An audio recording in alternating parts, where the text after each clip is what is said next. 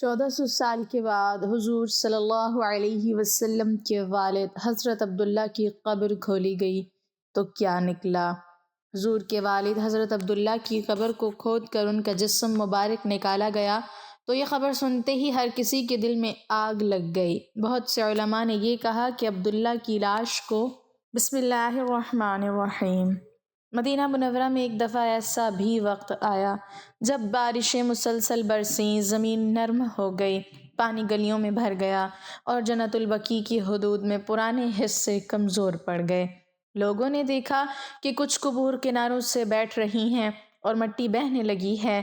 اہل مدینہ گھبرا گئے کہ کہیں کسی صحابی کی قبر کھل نہ جائے۔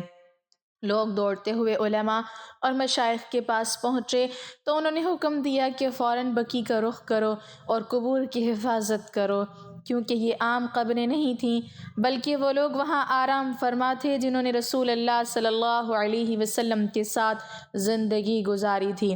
بارش شدت سے بڑھ رہی تھی مگر لوگ ٹارچ اور مشعلیں لے کر پہنچے۔ مٹی بہہ رہی تھی اور ایک جگہ ایسی تھی جہاں ایک پرانی قبر کا کنارہ ٹوٹ چکا تھا۔ جب لوگ قریب گئے تو دیکھا کہ اندر سے خوشبو آ رہی ہے، ایسی خوشبو جس کی مثال دنیا میں نہیں ملتی تھی۔ لوگ حیران رہ گئے کہ قبر میں اتنی خوشبو کیسے ہو سکتی ہے۔ ایک بزرگ عالم آگے بڑھے اور آہستہ آواز میں کہنے لگے، یہ وہ لوگ ہیں جنہوں نے اپنی زندگیاں اللہ اور اس کے رسول صلی اللہ علیہ وسلم کے لیے دے دی تھیں۔ ان کے جسموں کو مٹی بھی نہیں کھا سکتی، یہ اللہ کی نشانی ہے۔ لوگ رونے لگے، پھر سب لوگوں نے مل کر قبروں کو مضبوط کیا، مٹی بھری، لکڑیاں رکھیں اور دیواریں سیدھی کیں تاکہ بارش مزید نقصان نہ پہنچا سکے۔ کہتے ہیں ان دنوں بقیع کے گرد ایک عجب سا سکون تھا، جیسے بارش بھی ادب سے برس رہی ہو اور ہوا بھی مدینہ کی فضا میں سرگوشی کرتی ہو کہ یہاں وہ سو رہے ہیں جنہوں نے امت کے لیے اپنا تن من سب کچھ قربان کر دیا۔ مزید روایات میں یہ بھی آتا ہے کہ ایک دفعہ ایک قبر کی مرمت کے دوران لوگوں نے اندر جھانکا تو دیکھا کہ کفن بالکل صاف تھا۔ وقت گزر چکا تھا، زمین کئی بار بدلی تھی مگر اندر سکون تھا، تازگی تھی اور ایک ایسی نورانی خوشبو تھی کہ لوگ حیرت سے کانپ گئے۔ کوئی شخص آگے بڑھ کر بول بھی نہ سکا۔ سب کے دلوں میں ایک ہی بات چل رہی تھی کہ صحابہ اللہ کے مقرب بندے تھے، ان کے جسموں پر مٹی کا اثر بھی وہی ہوتا ہے جو روشنی پر پردے کا، یعنی چھپ تو جاتے ہیں مگر بدلتے نہیں۔ ایسے واقعات اہل مدینہ کو ہمیشہ یاد دلاتے رہے کہ بقیع صرف قبرستان نہیں، ایک امانت ہے، ایک تاریخ ہے، ایک ایسی جگہ جہاں جانے والا انسان خود کو دنیا کی حقیقت یاد دلاتا ہے کہ جن لوگوں نے اسلام کو دنیا تک پہنچایا وہ آج بھی اپنی قبروں میں اس شان کے ساتھ ہیں کہ ان کی قبروں کی مٹی سے بھی نور اٹھتا محسوس ہوتا ہے۔ مدینہ کی ایک ایسی رات بھی آئی تھی جب بقیع کی فضا میں عجیب سا سکوت تھا، ہوا رکی ہوئی تھی جیسے پوری کائنات سانس روک کر کھڑی ہو۔ لوگ کہتے ہیں کہ وہ رات عام راتوں جیسی نہ تھی، فضا میں ہلکی سی خوشبو پھیلی ہوئی تھی جیسے کسی نے مشک اور عنبر کی لکیریں ہوا میں چھوڑ دی ہوں۔ اسی رات ایک عجیب واقعہ پیش آیا جو آج بھی مدینہ کے بزرگوں میں سرگوشیوں کی طرح چلتا ہے۔ کہتے ہیں بقیع کے ایک پرانے حصے میں اچانک زمین ہلکی سی بیٹھ گئی اور مٹی کنارے سے ٹوٹ کر اندر کی طرف سرکنے لگی۔ پاس ہی ایک محافظ کھڑا تھا، اس نے یہ منظر دیکھا تو گھبرا کر روشنی اٹھائی اور قریب ہوا۔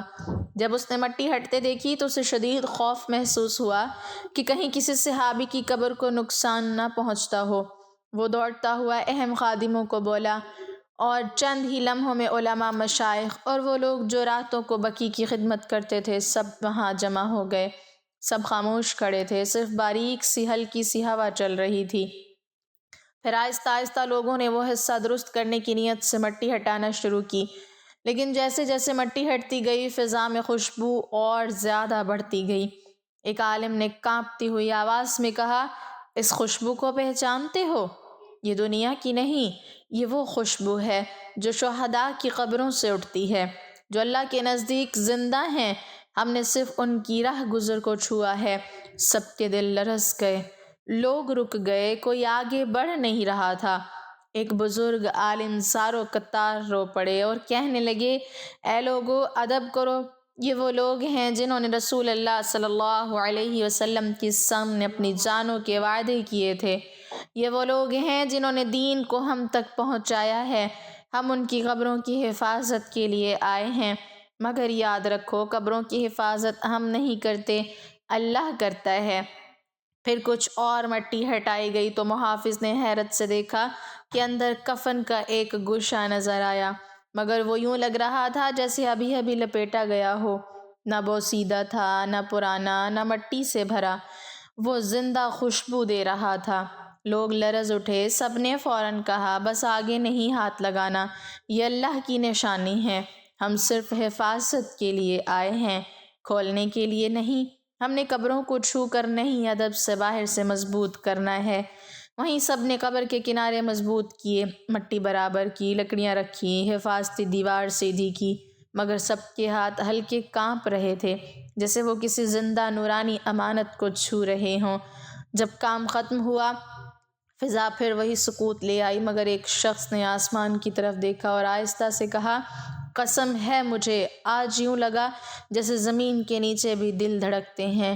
یہ وہ دل ہیں جو اللہ اور اس کے رسول کی محبت میں دھڑکے تھے، اور آج بھی انہیں کوئی فنا چھو نہیں سکتی۔ لوگ بقی سے نکلتے ہوئے پیچھے مڑ مڑ کر قبروں کو دیکھتے رہے، کیونکہ آج انہوں نے اپنی آنکھوں سے یہ حقیقت دیکھی تھی کہ زمین کا سینہ ان نفوس کے لیے کبھی تاریک نہیں ہوتا، بلکہ نور اور خوشبو وہیں سے اٹھتی ہے جہاں صحابہ کے جسم آرام کر رہے ہوتے ہیں۔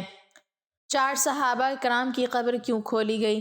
1932 میں شاہ فیصل نے اعلان کیا کہ 10 ذی الحج کو 4 صحابہ کی قبریں کھود کر ان کے جسم نکال کر دوسری جگہ منتقل کیے جائیں گے، کیونکہ مجھے خواب میں حضرت جابر بن عبداللہ نے آ کر حکم دیا کہ ہمارے جسموں کو نکال لو۔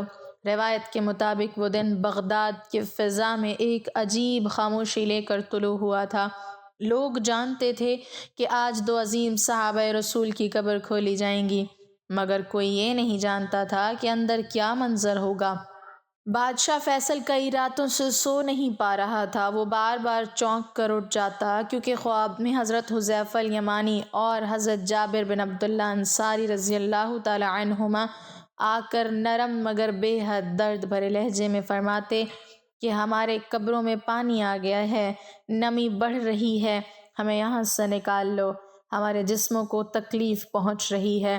بادشاہ جب جاگتا تو اس کے دل کی دھڑکن تیز ہو جاتی، وہ سوچتا کہ یہ خواب محض خواب نہیں، ایک الہامی اشارہ ہے۔ پھر جب مفتی اعظم بھی وہیں خواب دیکھ کر بادشاہ کے سامنے پہنچے تو بادشاہ کے اندر لرزہ دوڑ گیا۔ 2 آدمیوں نے ایک ہی رات میں ایک ہی خواب دیکھا، یہ کوئی عام بات نہیں تھی۔ جس دن قبریں کھولنے کا فیصلہ ہوا، بغداد کے لوگ گھروں سے نکل آئے، ہر طرف سناٹا تھا، جیسے پوری فضا سانس روک کر کھڑی ہو۔ جب پہلی قبر کھودنا شروع ہوئی تو ہر پھاوڑا زمین پر پڑتا اور دلوں پر بھلکتا۔ لوگ تلاوت کرتے، درود پڑھتے، آنکھوں سے آنسو جھلملاتے۔ جیسے ہی قبر کا حصہ کھلا، اندر نمی دیکھی گئی تو لوگ لرز اٹھے۔ پانی کے قریب پہنچ جانے کی وجہ سے لوگ سمجھ گئے کہ خواب کیوں دکھایا گیا تھا۔ جب مٹی ہٹتی گئی اور حضرت حذیفہ الیمانی رضی اللہ تعالی عنہ کا جسم سامنے آیا تو مجمع پر ایسا سناٹا چھا گیا کہ کسی کی ہچکی تک کی آواز نہیں آ رہی تھی۔ لوگ ساکت رہ گئے۔ سامنے صدیوں پہلے کا بدن تھا، مگر جسم ایسے تھا جیسے آج ہی آرام کے لیے لٹا دیا گیا ہو۔ کفن سفید، چہرہ نور سے روشن، آنکھیں نیچے جھکی ہوئیں، ہونٹوں پر ہلکی مسکراہٹ، بالکل ایسے جیسے صحابی رسول صلی اللہ علیہ وسلم نماز کے بعد سکون کی نیند لے رہے ہوں۔ عورتوں کی سسکیاں دب گئیں، مردوں کے آنسو بے آواز بہہ نکلے۔ لوگوں نے ایسا منظر کبھی نہیں دیکھا تھا۔ بزرگ لوگ زمین پر بیٹھ گئے اور کانپتی آواز میں کہنے لگے، یا اللہ، یہ تیرے دین کی سچائی کی کیسی دلیل ہے۔ پھر ان کے مبارک جسم کو اٹھایا گیا تو کئی لوگوں کے ہاتھ کانپنے لگے۔ کسی نے کہا کہ جسم سے خوشبو آ رہی ہے، کسی نے کہا نور کی لکیریں نظر آ رہی ہیں۔ پھر حضرت جابر بن عبداللہ رضی اللہ تعالی عنہ کی قبر کھولی گئی۔ جب ان کا کفن ظاہر ہوا تو لوگوں کے دل پھر ڈوب گئے۔ ان کا چہرہ بھی ایسے تھا جیسے ابھی وضو کر کے مسجد سے آئے ہوں۔ بجائے اس کے کہ زمین کی مٹی نے صدیوں تک انہیں چھوا ہو۔ دونوں اسچات کو جب تابوتوں میں رکھا گیا تو لوگوں کی ہچکیاں بندھ گئیں۔ کچھ جوان مرد رو رو کر زمین پر جھک گئے۔ بعض لوگ بے اختیار درود پڑھتے گئے، کچھ کے ہاتھ کانپتے رہے۔ ایسا لگتا تھا کہ صدیوں کا فاصلہ ختم ہو گیا ہو، جیسے صحابہ آج بھی امت کے پاس زندہ کھڑے ہوں۔ جب ان تابوتوں کو نئی زمین محفوظ مقام کی طرف لے جایا گیا، فضا میں ایک عجب کیفیت تھی۔ دل دھڑک رہے تھے، قدم کانپ رہے تھے، آنکھیں بہہ رہی تھیں۔ بغداد کے لوگ اس دن شام تک گلیوں میں بیٹھے اسی واقعے کا ذکر کرتے رہے۔ کچھ کہتے تھے کہ یہ اللہ کی طرف سے کرامت تھی، کچھ کہتے تھے کہ یہ صحابہ کی شان ہے، کچھ اپنے بچوں کو گود میں لے کر بتاتے تھے کہ ایمان کی حقیقت کیا ہوتی ہے۔ وہ ایک دن تھا، مگر اس کا اثر آج تک دلوں میں زندہ ہے۔ یہ واقعہ جسے بھی سنایا جاتا ہے، دل خود بخود نرمی محسوس کرتا ہے، آنکھیں نم ہو جاتی ہیں اور دل میں یہ یقین پیدا ہوتا ہے کہ اللہ اپنے نیک بندوں کی حفاظت زمین کے اندر بھی کرتا ہے اور زمین کے اوپر بھی۔ ناظرین، یزید کی قبر کھولنے کا واقعہ ایسا لمحہ تھا کہ جو بھی اسے دیکھتا وہ دل دہل اٹھتا۔ دنیا میں جس شخص نے کربلا کے شہداء کے خون پر ہاتھ صاف کیے، جس نے امام حسین رضی اللہ تعالیٰ عنہ اور اہل بیت کے ساتھ ظلم کیا، آج اسی دنیا کی دھرتی کے نیچے دفن تھا۔ لوگ جمع ہوئے، خوف اور تجسس کا عالم تھا۔ ہر دل میں سوال تھا کہ وہ شخص جو دنیا میں غرور اور تکبر میں کھڑا تھا، قبر میں کیسی حالت میں ہوگا۔ جیسے ہی قبر کھولی گئی، ہولناک منظر سامنے آیا۔ یزید کا جسم سڑا ہوا، بے شکل اور بدبودار تھا۔ کپڑے پھٹے ہوئے اور جسم سے بدبو اٹھ رہی تھی، ہر آنکھ کانپ رہی تھی۔ کچھ لوگ بے اختیار پیچھے ہٹ گئے، کچھ زارو قطار رونے لگے۔ کسی کا منہ بند نہ رہا، جیسے ہر دل میں خوف کی لہر دوڑ گئی۔ زمین پر پاؤں رکھنے والے کانپ رہے تھے، ہوا میں بھی خوف سا کا سایہ تھا، جیسے قدرت خود بیان کر رہی ہو کہ ظلم کرنے والے کا انجام کیا ہوتا ہے۔ یزید کی حالت دیکھ کر سب کے دلوں پر یہ سبق چھا گیا کہ دنیاوی طاقت اور غرور قبر میں کچھ بھی محفوظ نہیں رکھتے۔ ظلم کرنے والا زمین پر بھی رسوا ہوتا ہے اور قبر میں بھی۔ اس کے اعمال کا عذاب اس کا پیچھا کرتا ہے۔ لوگ کہتے ہیں جیسے قبر سے آواز آ رہی ہو کہ یہ میرا انجام ہے، یہ میری سزا ہے اور ہر آنے والے کے لیے عبرت ہے۔ وہ منظر ایسا تھا کہ کبھی بھی فراموش نہ ہوا۔ ہر آنکھ میں خوف اور کانپنے کا اثر، ہر دل میں عبرت کا زہر گھل گیا۔ لوگ چپ چاپ قبر بند کر کے دور ہو گئے، مگر ہر قدم پر دل دھڑک رہا تھا اور سب کے ذہن میں یہ بات گھر کر گئی کہ ظلم کرنے والے کے لیے نہ زمین رحم کرتی ہے نہ قبر، اور اللہ کی عدالت ہر ظلم پر قائم رہتی ہے۔ یہ واقعہ آج بھی ہر شخص کے لیے یاد دہانی ہے کہ دنیا غرور فانی ہے اور ظالم کے لیے انجام صرف عبرت اور رسوائی ہے۔ روایت کے مطابق بتایا جاتا ہے کہ تقریباً 1400 سال بعد کسی موقع پر حضور نبی کریم صلی اللہ علیہ وسلم کے والد حضرت عبداللہ رضی اللہ تعالیٰ عنہ کی قبر کو کھولا گیا تو وہاں موجود لوگوں نے ایک حیران کن منظر دیکھا۔ کہا جاتا ہے کہ قبر کھلتے ہی نہ مٹی کی بدبو تھی، نہ سران کا کوئی اثر، بلکہ فضا میں ایک عجیب و غریب دل کو نرم کر دینے والی خوشبو پھیل گئی، جیسے کسی تازہ گلاب کی مہک ہو۔ جب کفن کو دیکھا گیا تو وہ بوسیدہ نہیں تھا بلکہ تازگی لیے ہوئے تھا، اور حضرت عبداللہ رضی اللہ تعالیٰ عنہ کا جسم اس طرح سلامت تھا گویا ابھی تدفین ہوئی ہو۔ چہرہ نور سے دمک رہا تھا، اعضاء میں کوئی بگاڑ نہیں تھا اور جسم پر مٹی کا اثر تک نظر نہیں آ رہا تھا۔ یہ منظر دیکھ کر وہاں موجود لوگ دم بخود رہ گئے۔ بعض کی آنکھوں سے آنسو بہنے لگے اور بعض خوف و عقیدت میں ساکت ہو گئے۔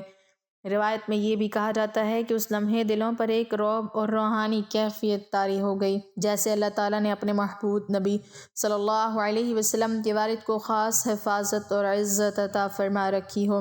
اس واقعے کو سنانے والے لوگ اسے حضور صلی اللہ علیہ وسلم کی عظمت اور نسبت رسول کی برکت سے جوڑتے ہیں اور کہتے ہیں کہ اللہ نے زمین کو حکم دیا کہ وہ اپنے محبوب کے والد کے جسم کو نہ کھائے۔ یوں یہ واقعہ سننے والوں کے دلوں میں عقیدت، حیرت اور محبت کا طوفان برپا کر دیتا ہے۔ اللہ پاک نیک اعمال کی توفیق عطا فرمائے اور ہمیں نیکوکاروں میں شامل کرے، آمین۔ ناظرین، کمنٹ باکس میں اللہ تعالیٰ کے 99 ناموں میں سے ایک نام ضرور ٹائپ کریں۔